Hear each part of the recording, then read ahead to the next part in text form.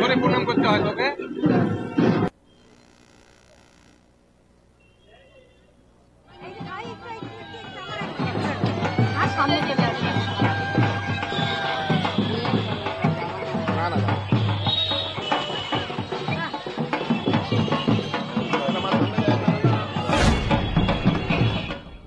কোচবিহার সাগরদিঘিতে নৌকোবিহারের মধ্য দিয়ে প্রায়শ্চিত্ত করে শনিবার রাতে নিজের মন্দিরে ফিরলেন কোচবিহারের প্রাণের ঠাকুর মদন মোহন। কথিত রয়েছে নেশার ঘোরে খাসির মাংস খেয়েছিলেন কোচবিহার রাজাদের আরাধ্য দেব মদন মোহন, আর তাই সাগরদিঘিতে প্রায়শ্চিত্ত করে নিজের মন্দিরে ফিরলেন তিনি। শনিবার রাতে কোচবিহার সাগরদিঘিতে এই উৎসব অনুষ্ঠিত হয়। 5 তালনের পর নৌকোবিহার করেন মদন মোহন। কোচবিহারের রাজাদের আরাধ্য দেবতা তিনি।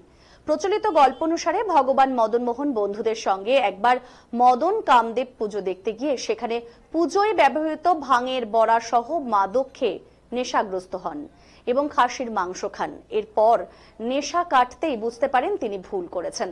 এরপর তার বন্ধুদের সঙ্গে বিষয়টি নিয়ে আলোচনাও করেন। তারপর সিদ্ধান্ত নেন যে মৃত পাঠার ভুঁড়ির জল দিয়ে স্নান করে প্রায়শ্চিত্ত করবেন।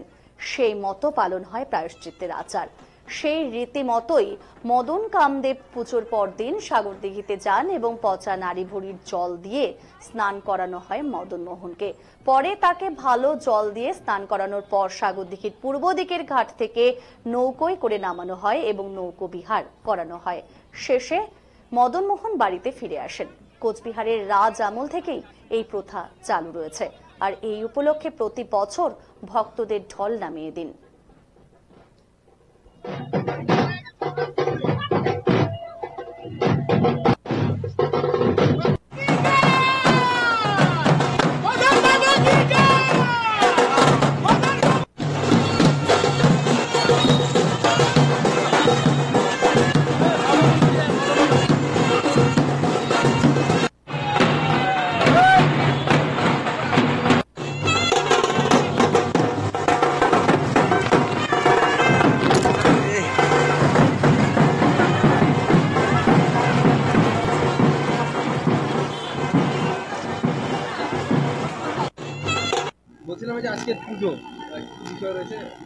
আমাদের পরশু দিনটা হচ্ছে দমন বন্ধন হচ্ছে মদন মোহনের, রাত্রে দিনের বেলা পূজা হয়েছে। কালকে আমাদের মদনকাম পূজা আরম্ভ হয়েছে এবং সেই পূজায় খাসি দিয়ে ভোগ দেওয়া হয়েছিল এবং সেই খাসির মাংস মদনমোহন ভুল করে খেয়ে ফেলছিল। কারণটা হচ্ছে শিবের জন্মতিথিতে শিবের ছেলের নাম হচ্ছে মদনকাম।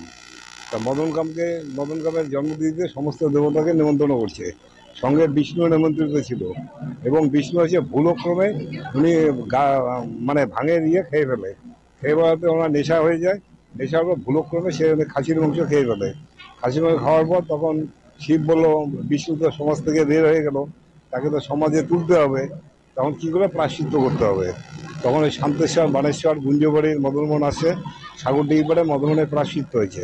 হওয়ার পর উনি নিজের গর্ভ গিয়ে যা প্রবেশ করলেন। মানে আজকে কি করা হলো? আজকে নৌকো বিহার ওই যে প্রায়শ্চিত্ত হলো মদনমোহনের।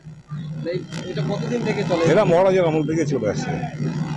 আনুমানিকটাও কত সময়, এটা কত সময় থেকে হচ্ছে? এটা সময় না, এখান থেকে আরতির পরে মদনমোহন বের হয়েছে। বানেশ্বর, শান্তেশ্বর, গুঞ্জবাড়ির মদনমোহন এখানে আসে, একসঙ্গে সাগরদিঘির পাড়ে গেছে। ওখানে মদনমোহনের প্রায়শ্চিত্ত হয়েছে। প্রায়শ্চিত্ত হওয়ার পর নৌকা বিহার করলো। নৌকা বিহার পর সাগরদিঘি এক চক্কর মারার পর উনি নিজের গর্ভে গিয়ে এসে প্রবেশ করছে। আপনার নামটা? শিবকুমার চক্রবর্তী।